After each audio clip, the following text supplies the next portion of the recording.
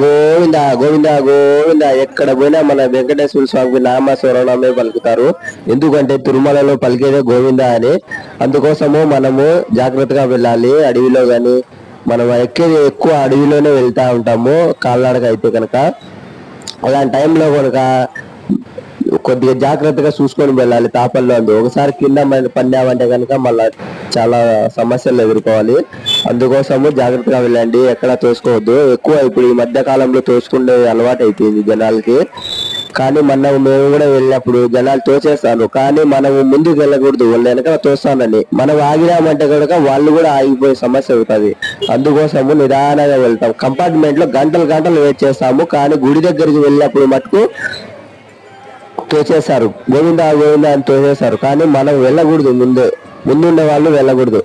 వెళ్ళినామంటే కింద పడిపోతారు. అందుకోసం ఇప్పటికన్నా జాగ్రత్తగా చూసుకోండి.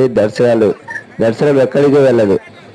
10 నిమిషాలు అట్లో ఇట్లో లేటుగా అయినా అవుతుంది. Okay friends.